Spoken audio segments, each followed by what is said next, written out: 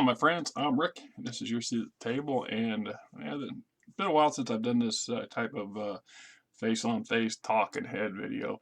That is Sissy sitting up there in the background. She is actually, ironically, our neighbor's cat. The neighbors have a number of cats, and Sissy, and there's a big black boofer called Fluffy. If he's not got Maine Coon in him, I don't know what a Maine Coon really looks like, because that cat is like twice or three times her size, and just thick fur, right? A big, huge, foofy tail. So, Sissy here is going to sit back there and figure out what it is I'm trying to do today. What I want to talk about is a upcoming game system that's being proposed to be put out by a company called Bloat Games. Eric Bloat is a pretty interesting person, and I've been fortunate to have a couple minor conversations with him over the last year and a half or so. We have some connections on Facebook through a couple channels that we frequent, and he is living the dream. And I mean that literally, because in the last year or so, some time ago, he started publishing his own game systems, and he created himself his own company called Bloat Games. Deities and Demigorgons is his primary system, but there's a number of others, as well as some card games that he's got some investment in. He started doing this himself as part-time, and through Kickstarter and other means, and he's done really well with it, enough so that he decided to go all in about a year ago full-time, and this has become his chosen career. And so when I mean living the dream, I mean that literally. For many of us players who have been in the and I know I harp on it, I say it often, I've been in playing since I was 10, 9 or 10, the mid 70s. And I was 75, 76, somewhere in there, is when I bought my first book, and I still have it, The Gamma World. That was long before social media and internet and easy access to everything that we have and do. This sort of medium we are now enjoying was unheard of at that time. It really was. I was able to sneak in with a friend. My folks did not know that I went with a friend and his folks to Des Moines, which is some 15, 20-mile drive away, to a game store to get my first experience at 10 at Ivor's Dungeon with games. And as soon as I was 16, and one of the first things I did with my driver's license was go there. And I became a frequent visitor, and I spent a lot of money. There's a reason why my collection of older game systems is as extensive as it is, because I spent an enormous amount of my money back when I was making $3.35 an hour, $5.25 an hour as minimum wage, and I would take a quarter or more of my check every week to the game store and buy material. Of course, things have changed, and so on and so forth. Probably every other gamer that I've ever had the privilege to play with and to talk with over the decades has had ideas for their own game system where they wanted to create a game. Some of them actually tried. So if you look at 1 million people talk about doing something, and 100,000 people actually start on something, and maybe 10,000 people are serious enough to keep pursuing that thing to a certain point, and then maybe 1,000 people actually complete a game system, and that's about as far as it gets, and then maybe a few hundred actually see it published, and only a handful of people become successful enough to say, I'm a game designer, writer. It's a very privileged few, and I'm sure most of them are aware of that. They're all pretty humble and decent people. Mr. Bloat's the same way. Anyway, and I've got some videos of my own. I know, I spent 10 years working on a game system of my own, and it's quite extensive. It's very rules heavy, and it's meant to be played solo. Then I made a mistake of signing a contract with someplace called Golden Bell Enterprises. They had Golden Games, and you have to do a little Googling, because it's not actually a game company. It turns out it's a holding company for intellectual property. So they basically bamboozled me into thinking they were actually going to publish my game system when that's not what they intended to do. And they've been in litigation. They've had some issues. There's a few not so pleasant things floating around the internet about these people, and it really took the wind out of my sails, and I don't know, I lost something. Eric, on the other hand, had everything and then some, and then he had the drive, the determination, and some dumb luck. I mean, I'm just being truthful here, and I'm sure Eric would tell you that too. Mr. Bloat would say that, that some of it's got to do with skill, and some of it's got to do with just being persevering through all the stuff that you have to go deal with, and then there's some luck. And now he's doing pretty good. So he come up with a new, him and another fellow is working on another game system that's, they're doing a limited playtest edition, and they put it out free for, I will put a link in there for it when I get done and post this video. So you guys, if you want, you can go look it up and see how it's progressed and if it's for you. And I like a lot of genres and game systems created. They fit into certain categories. Right, this one would be a post-apocalyptic fantasy, several decades or centuries after a catastrophic world war or catastrophic world event of some sort takes place, etc., etc. And there are some game systems. It's been a while that now, grant you, I'm not tapped into every freaking game system that comes down the pike these days, because there's with the addition of Kickstarter and the internet and outfits like Drive-Thru RPG, there's a lot more opportunities for people to produce games on a limited scale, on an individual scale, than there were 30, 40 years ago. It's a much different industry. Right, print on demand really makes a difference. I'm able to purchase books like this, that even a well-established game system with a deep franchise such as BattleTech, Catalyst produced this book and put it out as a PDF, and then they tapped it into a system where you could choose to pay extra to get a print-on-demand book. And of course, there's some downsides to it. It's all black and white on inside. The cover art or the material is more prone to wear. I mean, we've only had this book a few months at most, and it's already, the paint, the ink and stuff is kind of wearing off a little bit on the cover.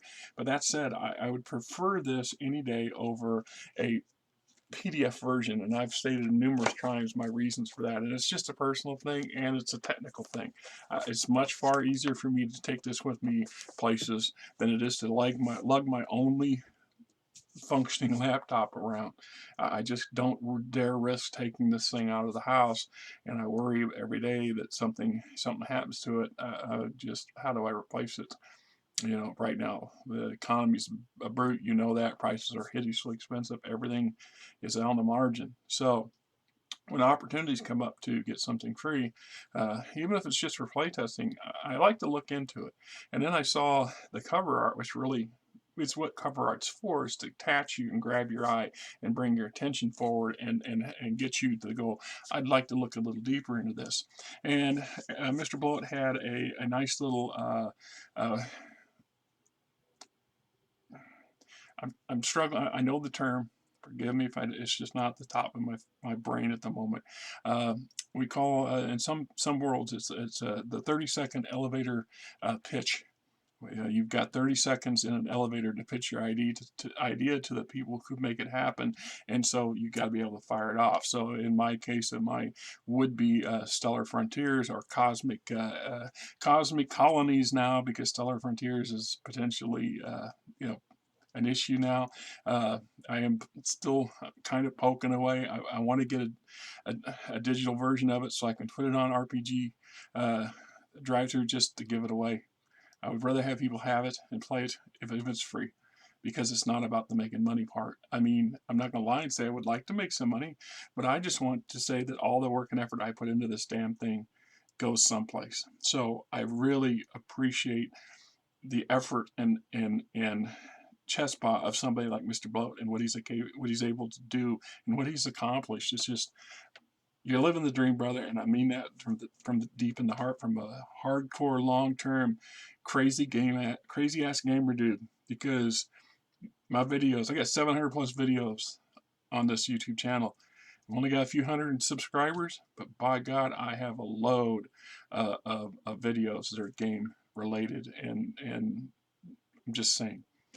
Anyway, so the opportunity for this came up, and I looked at it. We're in a I don't know where the current trend of things have been going this past year, but I know in the last year or two there was this big move towards rules light game systems, more the story driven and narrative play as opposed to mechanics and a stat play, dice driven game systems. There's this flavor of people who do not want to be bogged down with huge sets of rule books, and so I get that, and I appreciate that. I'm a mechanics kind of guy. I grew up with it. I love it. I expect it. I kind of really, I don't want to say I need to have it, but the fact that I have such a thick and deep understanding and history with various game systems allow me to improvise on the fly or to create what we call homebrew. Used to be house rules, dudes and dudettes. The lexicon changes. I get it. I don't know.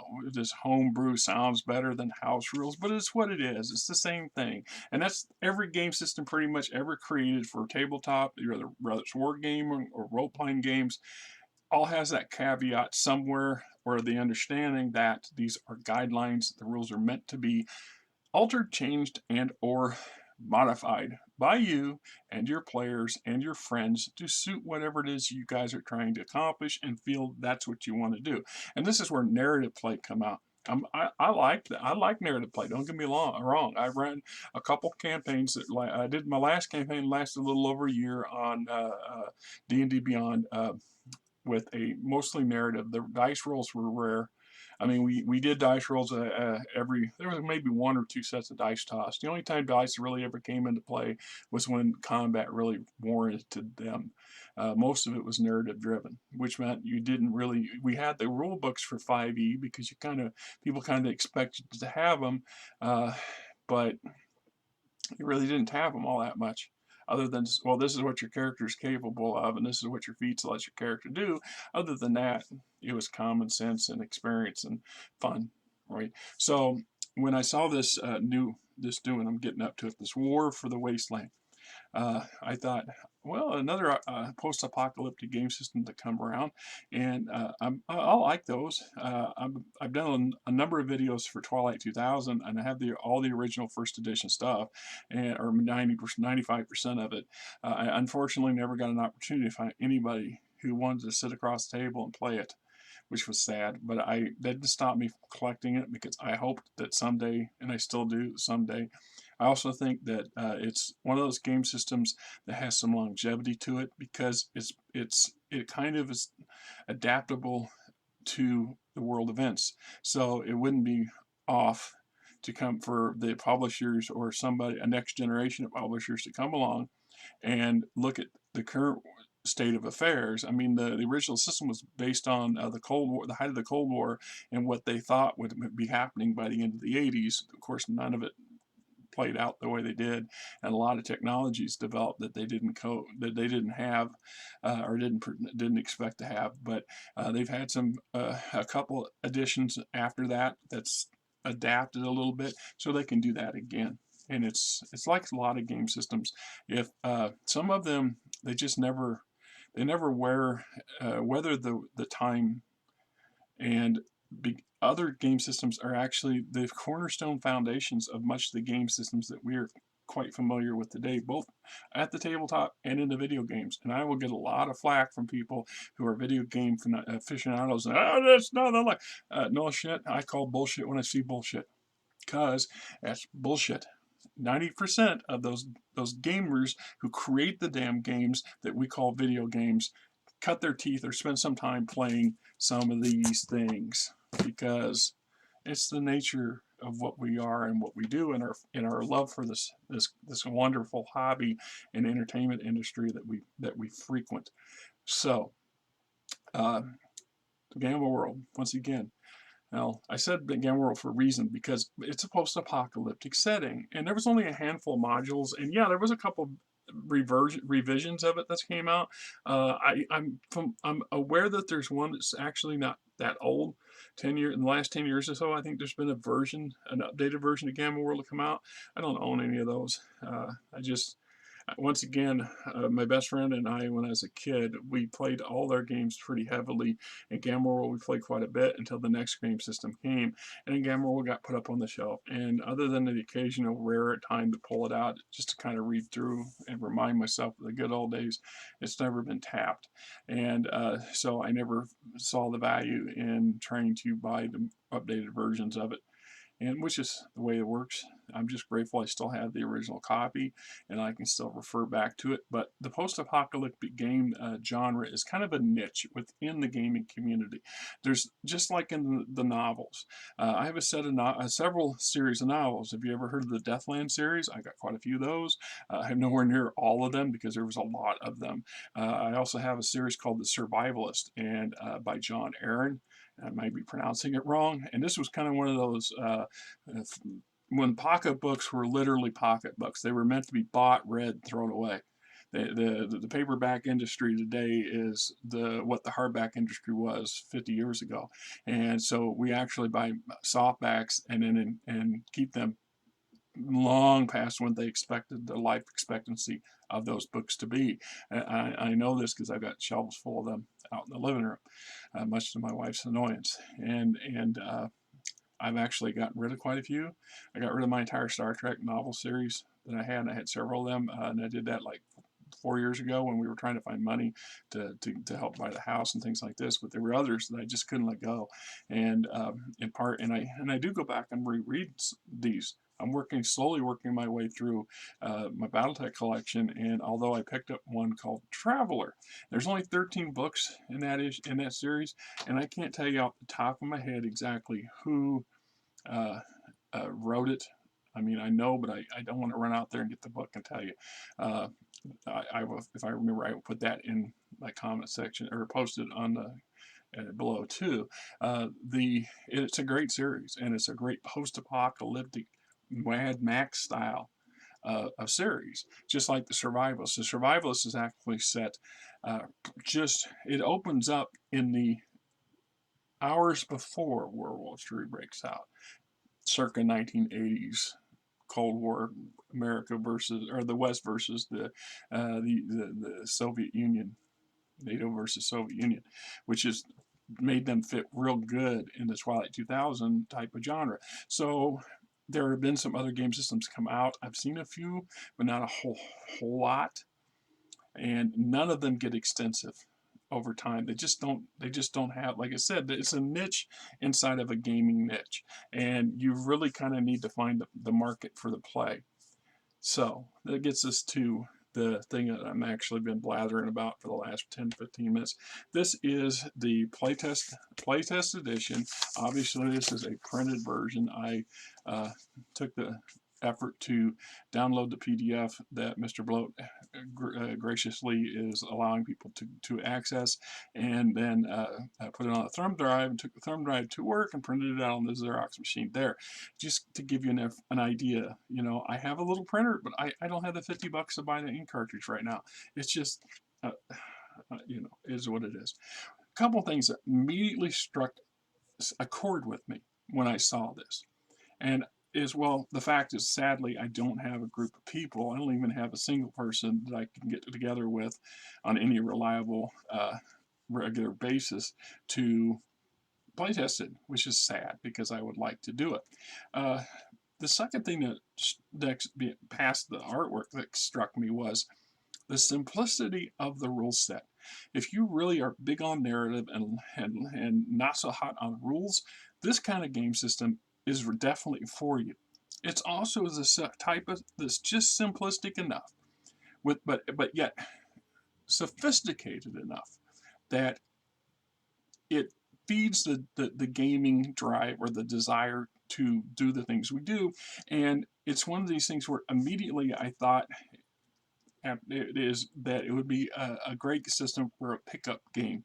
If your normal weekend game session gets botched or bollocksed or canceled for one reason or another, and it's just you and a friend, or if you just happen to be at a convention somewhere and you've got nothing else better to do, you could whip this thing out and you guys could, with a couple sheets of paper and some pencils and maybe a few dice in your pockets, you could bang out a 20-minute encounter or a 2-hour campaign, or you could make a big deal out of it. I mean, the fact of it is, I think there is a market for, I don't want to call it a micro game, but that's in essence kind of what it is. You've got everything you need to create a game that's going to be enjoyable and with enough detail and backstory to make it easier for you to buy into. That's actually a thing. I'm a member of a video channel that goes on about techniques and hows and the whys people do what we do, what drives the game systems, what motivates the gamers to play, things that enhance gameplay, etc. like this, and viability or immersing yourself into something. You really, and this is what makes you a player become absorbed in what they're playing, as opposed to just sitting there at the table being bored out of their brain going, I wish we were doing something else. And that happens. Not everybody likes a certain genre, or not everybody likes a certain style, or not everybody likes this, that, or the other thing. It's one of those little deals that we have to work through. And if you're going to do a regular game group, and if you've done any of that, and some of you have, and you understand what I'm saying, is we have this contract that we kind of, this verbal or this contract to play, that there's an understanding how we're going to do, what we're going to do. And sometimes you need to get that established in what we call a session zero.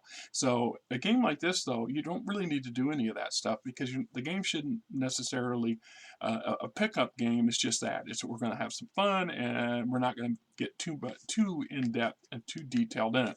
But the basics are there. Everything's available, pretty easy. So we get our setting, and I'll cut you into it, but I really strongly recommend you just going and getting a downloaded copy of this yourself and make your own decisions on it. It says, welcome to your apocalypse. It's been nearly 400 years since America endured its first nuclear war.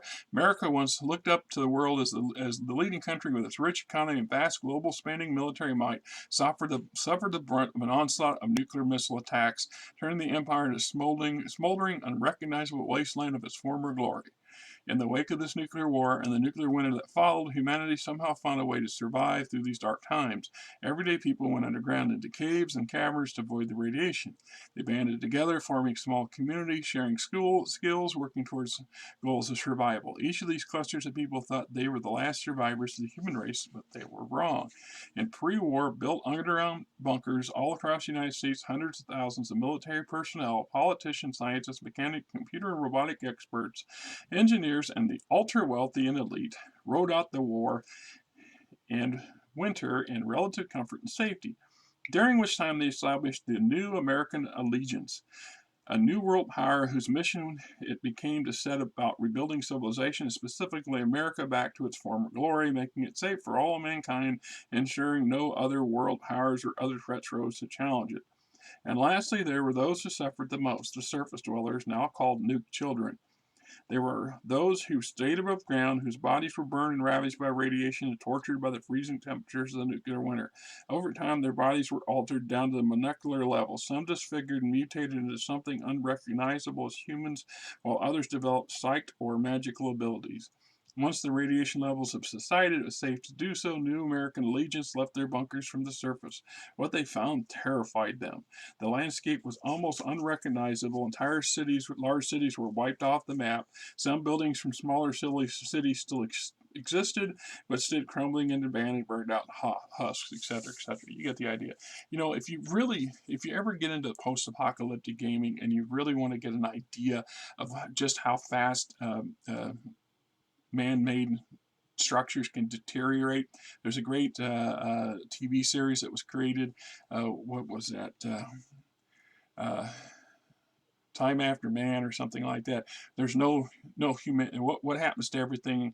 And you can see entire skyscrapers and cities devolve as nature overtakes him and weather overtakes him, and eventually everything collapses and crumbles, exception of a few great monolithic constructs that would remain for thousands of years to remind people that there was a human culture at one time. And even in the extreme time and age, even those. So things like Mount Rushmore and the great Sitting Bull monument, those eventually too would be weathered down to be unrecognizable, except maybe somebody going, oh, I think I can see a face in that from that rock formation.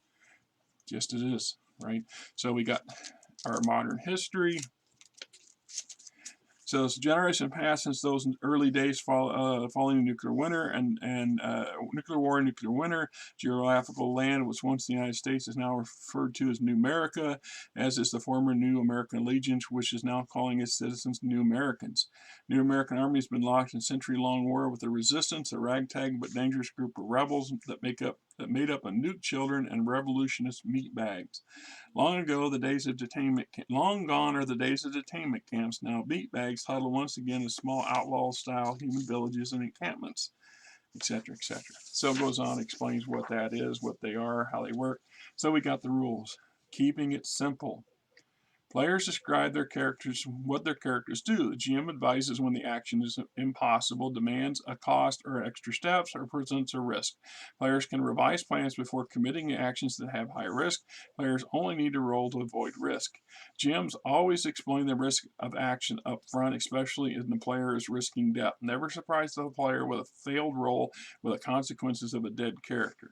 Complicated actions may require multiple risk rolls to determine the outcome. You may say, I run up and punch the big bad in the face, which the GM may meet with, okay, but you have to get through his bodyguards first, etc., etc. Rolls outcome, harm, defense, dying, health, load, advancement, currency, player and game master advice, the power of awesome. If the player is attempting something that is technically should not be allowed but is supported by the narrative, allow them to attempt it.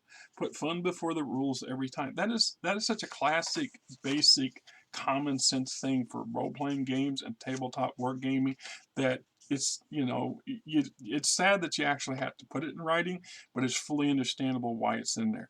So we have the origin for your character. You can roll randomly, whether you're a nuke child, a meatbag, a second, or a true citizen. So it says, nuke child, you're the descendant of the surface dwellers. A meatbag, you descended from the everyday people who sought refuge in the caves long ago.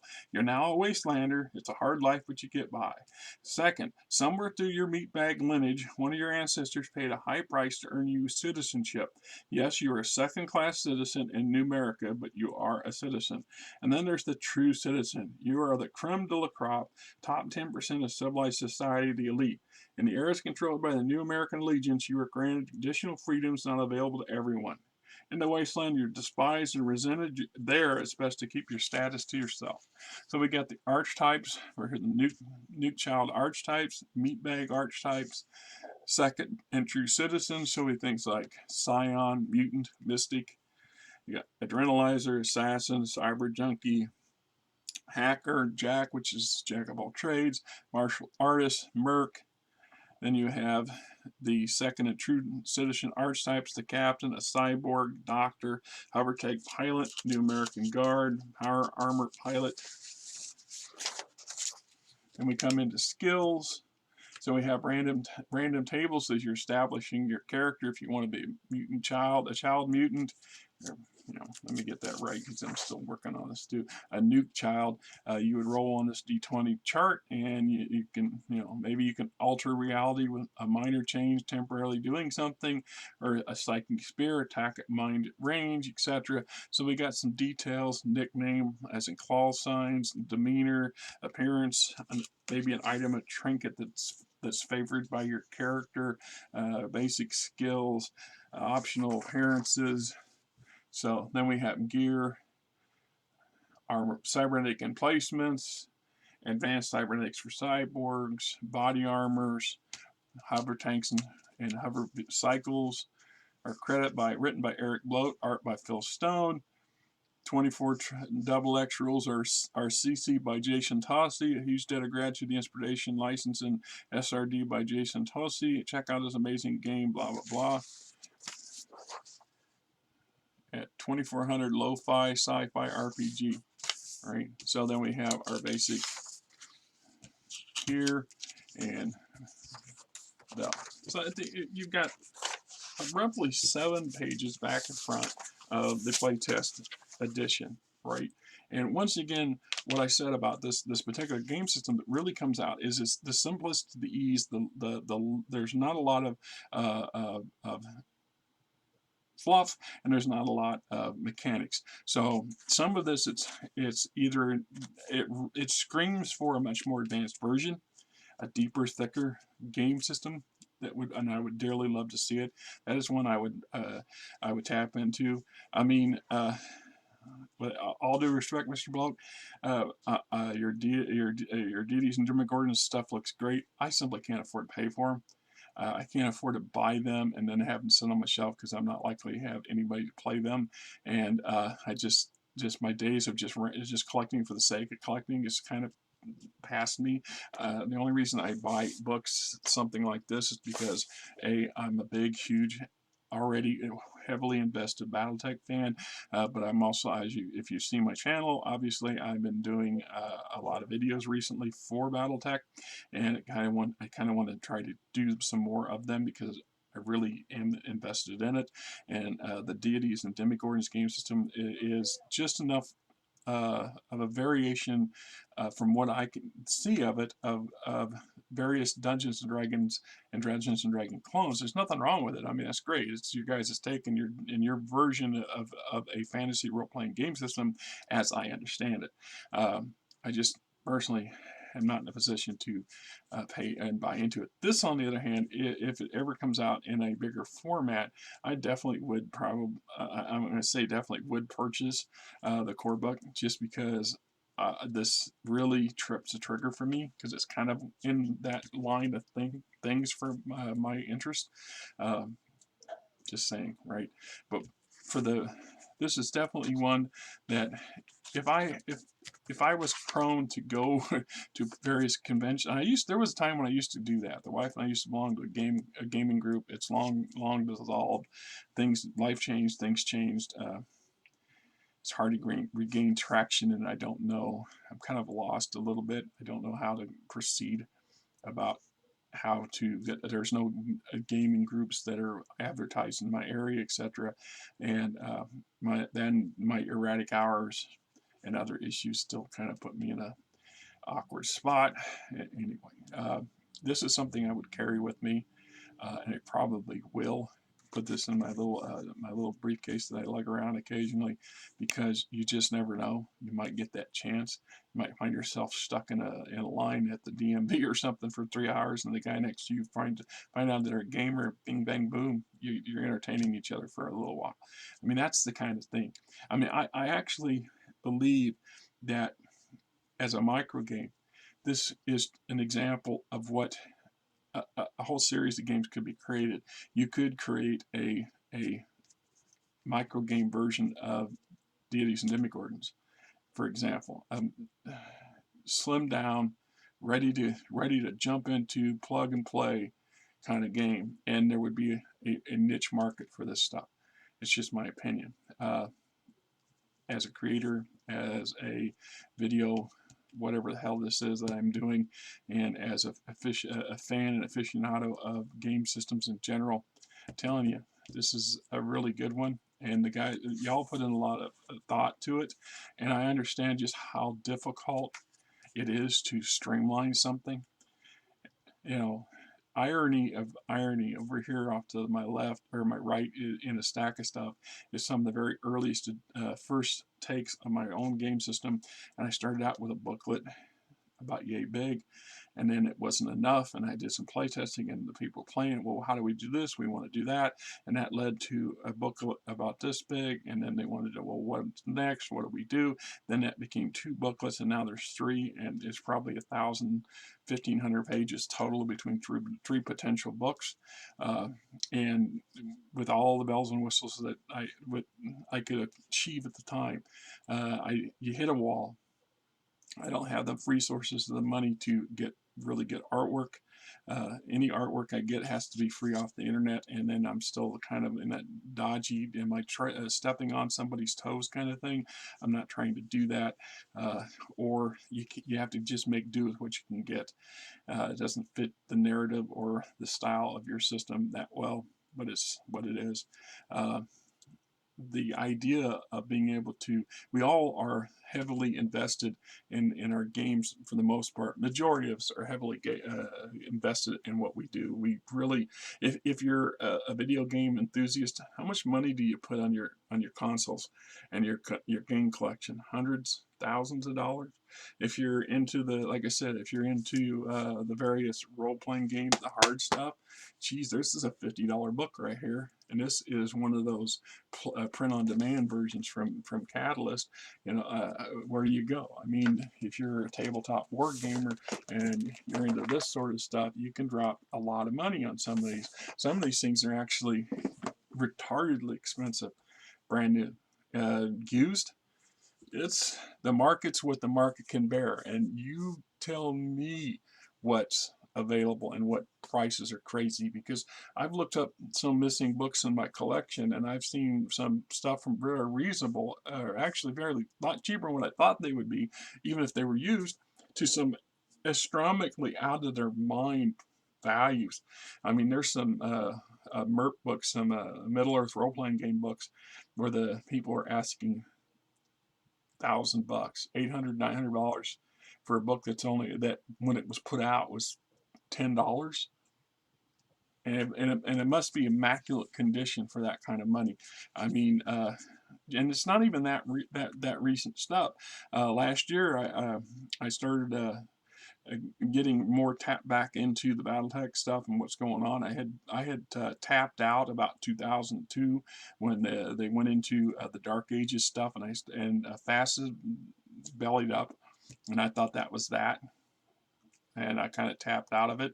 FanPro come along, and I just wasn't feeling it, and my money was needed to go elsewhere. I just wasn't in a position to spend money, and I'm still trying to recover from that stuff. And so in the last year or so, I've been kind of reinvesting myself a little bit into this system. And so I went looking for the Operation Klondike source book, and brand new ones on the internet. They want hundreds and hundreds of dollars for it. I'm like, oh, no, I'd have to win the freaking lottery to do that. I watched a number of different video channels, guys that do there's one Big Red that's doing an awesome his version of BattleTech, and he does a lot of live videos, and he's working his way through the various mechs and his take on them, and he's it's a good channel. You look in his back room, you look in his game room, and he's got tens of thousands of dollars wrapped up in stuff. He's definitely spent his money, and he's done a good job to pay for it, or I'm just saying, God bless him, and I'm great. So that's great. Some people can do. It's like the same reasons I never got into game workshop, Warhammer 40,000 and stuff. I read some of their novels, good stuff. I've seen a few of the game stuff, but the prices, and most of it, you need the miniatures, and the company is greedy, terribly greedy, and they make it so that whenever they revise the game rules and stuff, they intentionally try to phase out entire areas and sections of stuff that they've already produced, and in order to force you to invest all over again, to just buy and buy and buy and buy, and the prices are double what it would be for the equivalent for BattleTech. And then they got some creative issues, and they're very rude to some of their fan base, which is shocking that they still have a fan base. And I understand they're having some issues, and it's not hard to see why. you know, and I expected it even worse, that the markets, the cost of everything's so freaking hideously expensive. You know, most of you are knowing, if you have if you're in a bracket, you don't worry about the basics for you, because those of us who don't, oh my God, I go to the grocery store and I get angry. I mean, I get angry because I can work my butt off and my check's gone. Take you 50 hours to make a check, you spend it in 3, and you're not getting half as much stuff as you was not a month ago. I don't even talk about gas and stuff. I mean, I don't want to get off on a rant on the life situation, because it is what it is, right? Even with me bitching, I'm terribly, utterly grateful that I have this place. You go back and look at some of my videos from 4 years back. I lived in an RV for 2 freaking years, and I did a lot of videos from them. That RV was home to my wife and I, and and my mom's cat that we inherited, and it wasn't by choice. It was circumstances, and it took a lot of hard work to change things and move things around, and we've been very fortunate since then. It can do it. It's still viable. It's still viable. It's still possible. I know that I'm shocked. We bought our house for what we paid for it, and I was looking. The neighbor across the road was selling a house, and so I was looking it up to see what they're, just for the hell of it, to see what they were asking for. And then mine popped up, and I'm like, why the hell is my house listed in the, and I guess everybody's houses are listed. Even if you're not selling your house, they still list them. You own a house, keep that in mind. People are looking at your house, even if you're not selling, because that's what these companies are doing. They're putting your stuff out there, whether you're selling or not, just in case. Well, all I know is the property value of my house went up 40 grand in the last 2 years. 40 grand. I only paid 80 for this place. Now they say it's worth 131. I guarantee you, my mortgage is not. I can't rent a 2-bedroom apartment for less, for what I'm paying for this place. I couldn't rent a 1-bedroom apartment in the worst part of the city for what I'm paying for my place. You know, I wish I'd have bought a house 30 years ago. We all make our choices. We all make our decisions, and you know, some of my decisions weren't always the best ones. Anyway, this is Rick, and I hope you guys have a great weekend. Till next time, like I said, by all means, look up Bloat Games. Yeah, just I'll put in the link to this stuff. There's a lot of good stuff there. He's putting out a lot of good material. The guy's a great guy, and it's an honest throwback to the earlier game companies that all got started the same way he did, on a shoestring and luck. And he's doing well with himself. And by all means, go look at this.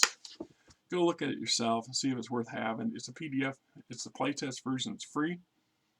Just saying it's free, and can't go wrong with that. It's enjoyable, and maybe, just maybe, you might get yourself hooked into another genre. If you're not into that post-apocalyptic style of game system, you might find yourself that you are, because there's zombie post-apocalyptic zombies and werewolves versions. I'm thinking of White Wolf games from back in the day, like I said, Twilight 2000, where it's World War III's broken out and everybody's trying to survive, and you're part of a U.S. NATO military unit that gets stranded in Poland, and you're trying to figure out what the hell to do and how to get home, and everything's just gone to shit. There's a couple versions of things like the Mad Max trilogy or series. There's a couple of games, and if you can find them on that. Gamma World is one of the oldest that I'm familiar with, and it's still kicking around. Like I said, in some aspects, this is what makes BattleTech so interesting, because BattleTech, while it's not post-apocalyptic, from a World War perspective, but it's still kind of post-apocalyptic, because mankind created this wonderful thing called the Star League and then blew the shit out of it. And they're still in the middle of a shit.